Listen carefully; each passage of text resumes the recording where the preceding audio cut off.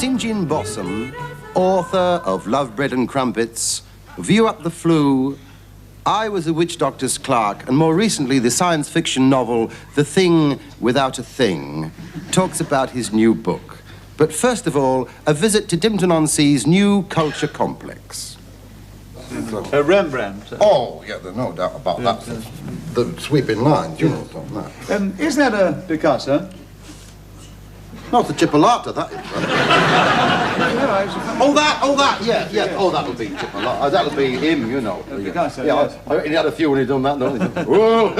You know. Painted during his blue period. Well, you could see he wasn't happy when he done that. Well, you couldn't tell.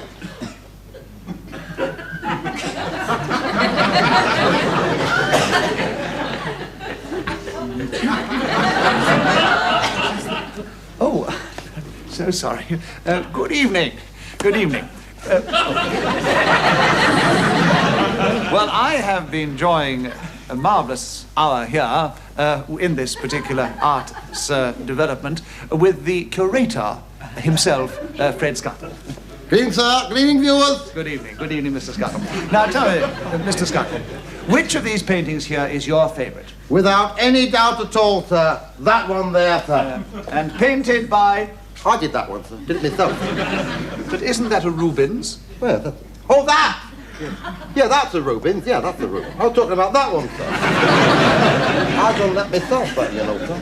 They're both very nice, aren't they? So they both seem to have, you know, a little certain charm, you know. Yes, sir. I think this one has more to say, though. Yes. It's very popular, that one is, you know. I did it from memory. Really? I did, yes. You know.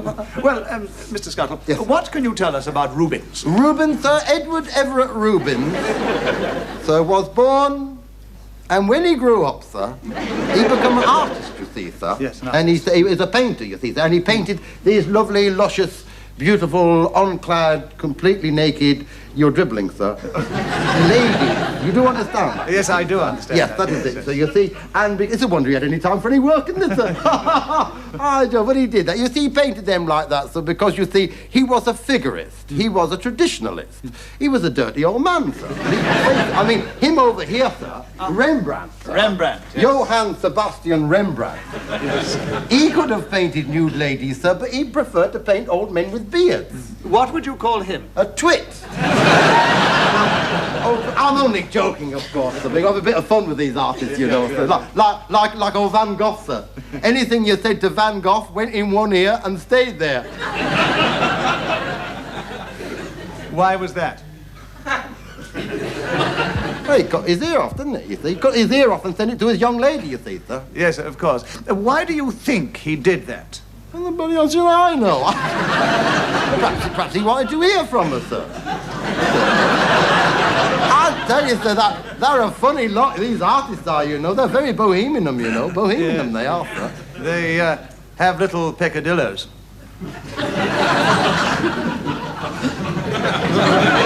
I find that hard to believe, sir. Especially him, who painted that, sir. Aren't they those scaly things that David Attenborough brings back from Paranoia, sir? No, I think you're getting confused. No, those are armadillos. Armadillos, yes, armadillos. I see, yes. sir, yes. Now tell me. Yes, sir. Why do you think so many modern paintings are quite so bizarre? I mean, for instance, where are today's portrait painters? Well, sir, all I can answer you with that is where are today's models, sir? Yeah? I mean, nowadays, we're becoming the look-alike people, sir. Everybody's face is the same. They all go to work together, sir. They all go to bed together. Well, they go to work together anyway, sir. I mean, everybody's becoming the same. There's no individuality, sir. Like, look, let me give you an example. Let me give you, for instance, sir. Over here, sir. Look at that, the moaning Lisa, sir. I mean, look at that face, the way you can almost hear her talk, sir. What does she say? My girdle is killing me. That's what we always say, sir. I'm only joking, sir. And over here, sir, the laughing cavaliero, sir. I mean, where would you get a face like that? I've just seen it, sir. What? Come into the light, sir. Yes, I'm sorry. God, I couldn't see the wood for the trees. I've just seen your head, sir. Yes? And your face. Oh, it's a little bit of face fungus on that face, sir. Yeah. You'd be a dead ringer for that one over there, sir. Well, really? You would, really. You've got the sort of face an artist loves, sir. It's a challenge. You see, sir, it is. It's sort of. It's funny without being vulgar. You do understand, sir? Yeah. It looks like it's worn out two bodies. You see. It's that sort of a face and those delicate aqua-long features, sir. Oh. Could you just turn your head a little to the side, sir? Just a little bit more, a little bit more. There we are, that's lovely, sir. You like my profile? No, you've been eating garlic. It's knocking me out off.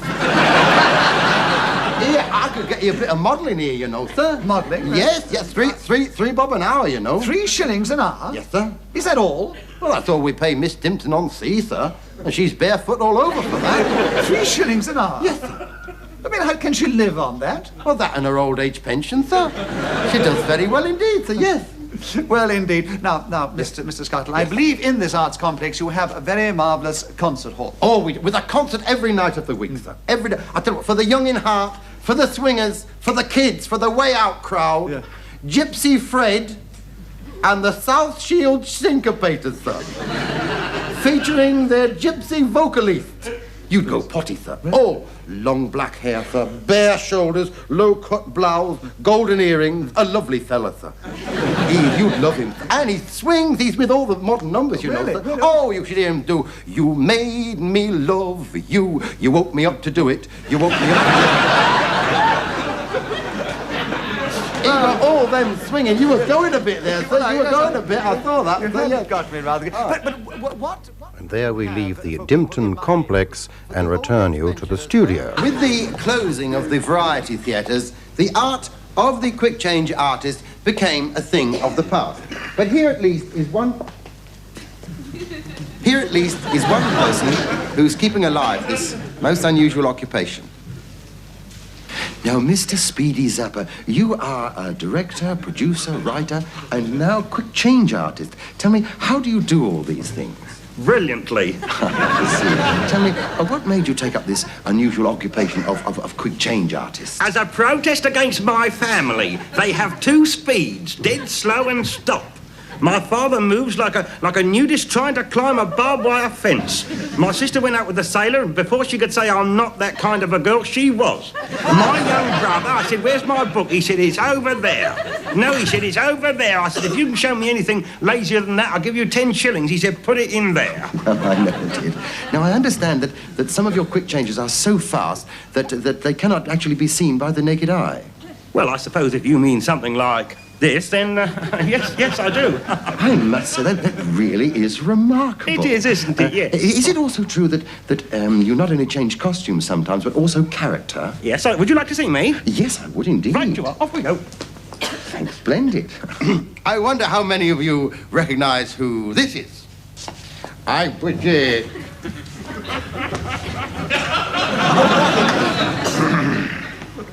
I'll have you know, my dear, my father made the Brooklyn Bridge. My father made the Empire State Building. What did your father ever make? What did my father ever make? Look me over, big boy, and just look me over. I fell in love with Mary from the dairy, but Mary didn't fall in love with me. Here, now here's one. Here, now listen. Here, Jack and Jill went up a hill for a little hanky-panky. Jill came down with half a crown, he must have been a Yankee. There's one, isn't it, mate? And now, ladies and gentlemen, I give you my most popular request. It's beef! It's beef! It's beef! And now, what is possibly my most difficult impression? Bye-bye, blues. Oh, I can't keep that up much longer. Not at my age. I feel better now. Well, good night, Mr. Morley. Thank you, and good night, Speedy Zappa. And good night, everyone. Last night I held a little hand. It made my sad heart sing. It was the loveliest hand I've ever held. 4 aces and a king. I hadn't finished. 30 days hath September, April, June and November. All the rest have 31. It's so unfair. Just 2 of the many... Roses are red and violets are blue. So goes the age-old rhyme. But I know roses are blue and violets are red. I've seen them hanging on the line. Just 3 of the... of the collected poems of East End poet St. John Bossum, under the title, Life is Like a Double Bed. Why did you call it that? Well, I've always believed that it's true of life. It's probably the most profound statement I ever made in my life, you know. Of all the things that like, are gone in the posterior and all that, you know, and all the phrases and all that, you know, I think it's the most meaningful thing I've ever said. Life is like a double bed. Why? Why what? Why is life like a double bed? Well, if you're going to bleed and argue about it, life ain't like a double bed. You know, don't get your knickers in a twist, love. I'm only talking, you know. Mr. Bossum, you've got this reputation for not conforming, for being a bit of a rebel. Yeah. Do you feel this is due to your upbringing, your background? Yeah, definitely, yeah. Because, like, my whole family, we don't conform, you know. I mean, why should you? We won't be dictated to, you know. We go our own way, do our own thing, you see. I mean, that's what it's about, man, isn't it, you know? And like my mum, she's a rebel. My mum cooks with Kerrygold.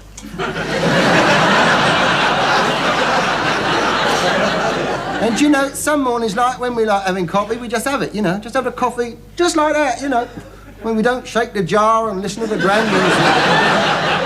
Not unless if we feel like it, we do, you know. And we get that nice Jamaican lady from next door to come and, you know, jiggle about like it, you know. But if we don't feel like it, you know. I mean, the thing is, you see, if you don't conform like nowadays, you know, people think there's something wrong with you, don't they? I mean, like, I got long hair, ain't I, you know. Well, you got long hair as well. I mean, you ain't a fella, are you? Anyway, I mean, they see me walking down the road with long hair, and they think, you know, they think straight away that I'm a smoke addict. Smoke addict. You know, on a pot and all that all the time, don't they? You know, then they find out me name's Bossum. Well, that's a stupid name to give a kid, isn't it? Bossum. That's neither one thing nor the other. And then when they find out I'm a poet, I mean, they think, you know, long hair and a poet, I get livid, you know, I could hit him with my handbag sometimes. With all this ready-made entertainment available at the touch of a button, do you think there still exists within people the urge to write? Well, all I can say to that, darling, is walls. You look at a whitewashed wall anywhere in London, it ain't whitewashed for long, is it? I mean, the grubby little pencils are out, scribbling on there. Kilroy was here. Happy New Year to all our readers.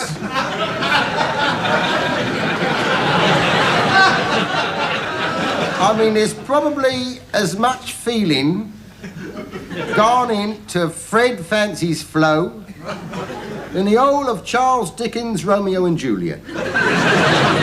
I mean, I tell you, I've seen some lovely work. I tell you, there's a wash and brush up in Chatham. I've never read poetry like it in my life. Beautiful it is, the metre, it scans, it's poetic, you know. 1 or 2 spelling mistakes. And some of them illustrated. Lovely, shows vivid imagination and that, you know. It's a beautiful sight, it really is. You should go and have a look. Oh, you can't, can you?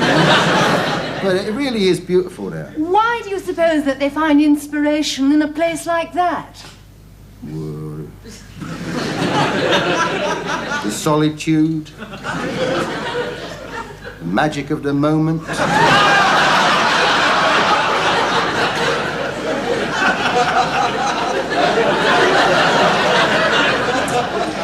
This feeling of being cut off.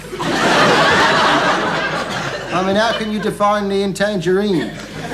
Mr. Bossum, may we now have a poem from your new book? Right, yeah, this book is called Now is the Winter of My Discotheque. And this poem sums up for me in its entirety all the superfluity of modern living and everyday affairs and all that. The soldier sat in the army jail and his mother had brought him a pudding. But the sergeant said it was against the rules, even though it was a good one. Then he saw the look in the mother's eyes and he knew she was feeling hurt. So he did a thing he thought he'd never do. He helped a soldier to desert. The soldier got hold of his pudding and he ran with it back to his cell. Then, put out your pudding for drink. He heard the sergeant yell, if you want treacle on your pudding, put it out without delay. The soldier put out his pudding. And the sergeant took it away. Thank you, Mr. Boston.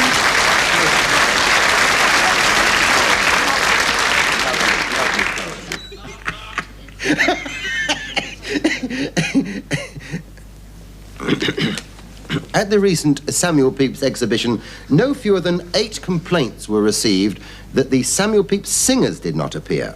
So we're going to put things right now, and here are the 8 Samuel Pepys singers.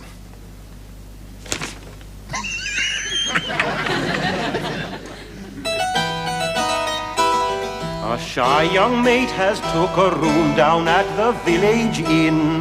Her bedside light is oh so bright and the curtains oh so thin. At 9 o'clock she enters her room, at 9:30 she sleeps. Lord Clarendon walks quickly on, but naughty Samuel Pepys. Oh, you know it's right, it's in black and white, and it's all written down in his diary. On Tuesday night I kissed her hand, oh I was very keen. It was 11 inches long, the biggest hand I've seen. But as I kissed that hand, a thought into my mind was put. If that hand had been 1 inch longer, I'd have kissed the foot. Oh, you know it's right, it's in black and white, and it's all written down in his diary. I said, pray tell me, what would you do if you fell in the sea one day? Would you tear all your clothes off so that you might swim away? She said I would keep my blouse on, that's the method I'd employ. For the air gets underneath it, and it acts just like a boy. Oh, you know it's right, it's in black and white, and it's all written down in his diary. Yes, we know it's right, it's in black and white, and it's all written down in the diary.